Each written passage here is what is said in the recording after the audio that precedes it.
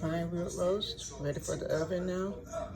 Gonna bake it up on 350 degrees. I browned it on both sides in my red wine and other spices and seasoning that I like. Now I'm gonna put it in the oven and bake it up on 350 degrees. Getting my Sunday dinner ready. This is my prime rib roast, ready for the oven. This is Cooking with Church Girl. Prime rib roast, ready to go into the oven. There you have it, Cooking with the Church Girl. This is Church Girl, frying my cabbage. Checking on my fried cabbage here. Have you guys ever had fried cabbage? Cooking fried cabbage. And I have my roast, prime rib roast in the oven.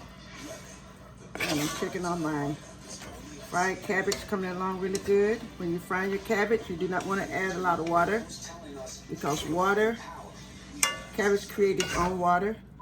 So when you're frying your cabbage, make sure you don't add a whole lot of water. I don't add any water at all because once I wash my cabbage, it's gonna steam down and create its own water. What I did, I fried up 2 pieces of bacon. There's some nice bacon right here.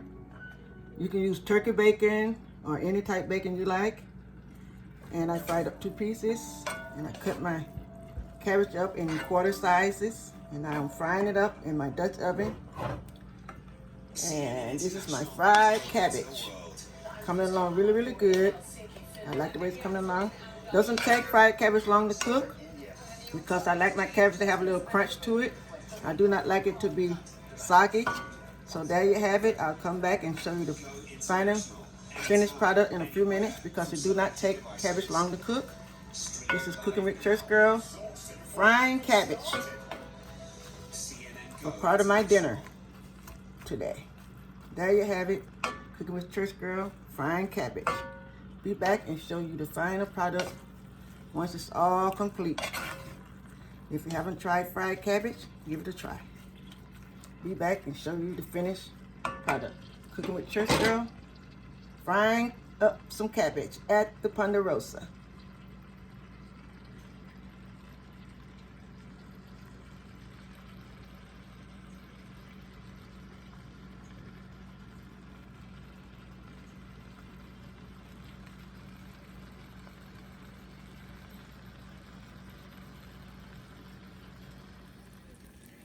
Checking on my roast.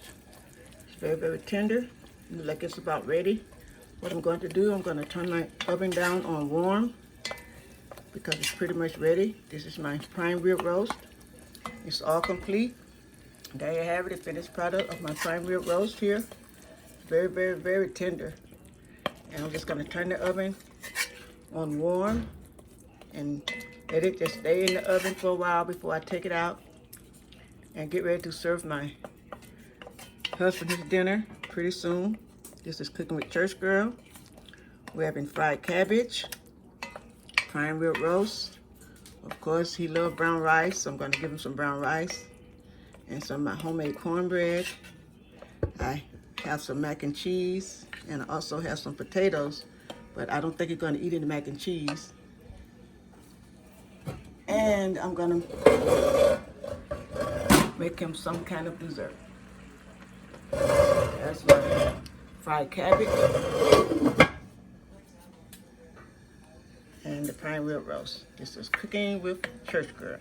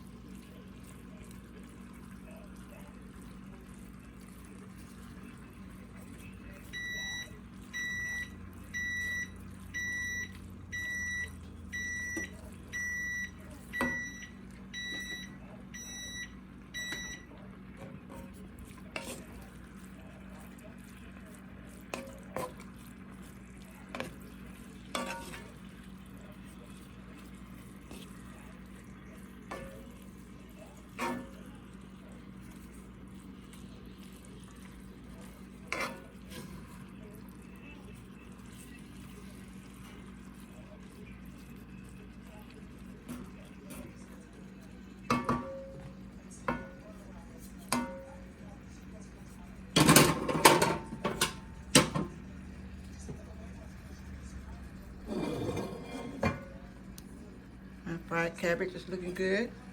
I'll show you the finished product in a few minutes.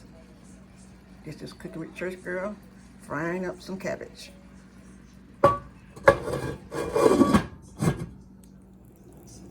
Okay, I'm back, and my roast is all complete, and my fried cabbage is all complete, and my brown rice is almost complete. This is the final product of my prime rib roast here. In the end, I decided to go ahead and drop down some white potatoes around my prime rib roast because I had some nice red wine sauce in the bottom of my roast, so I decided to go ahead and drop down some white potatoes around my sauce and around this roast. So there you have it.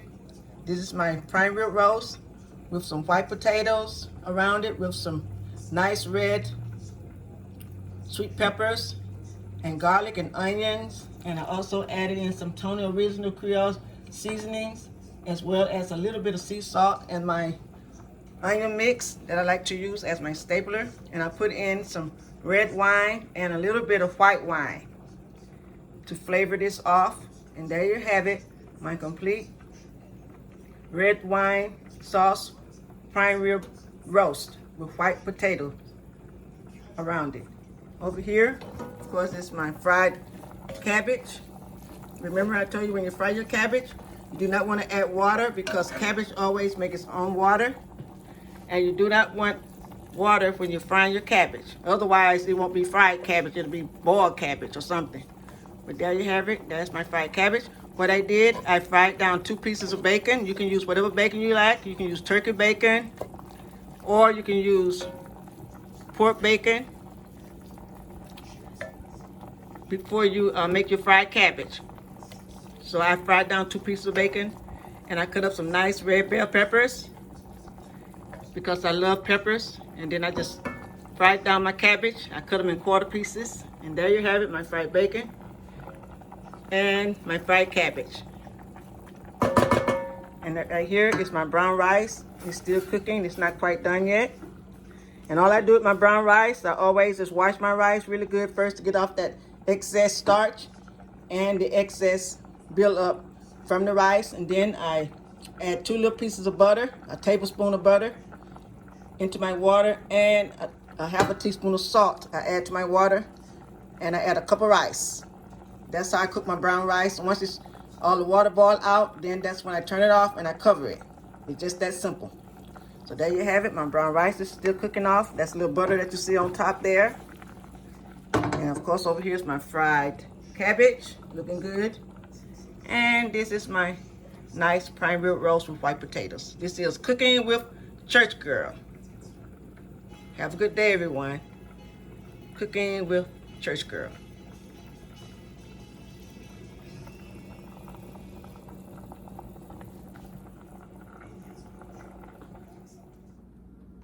Okay, now my cornbread is all complete.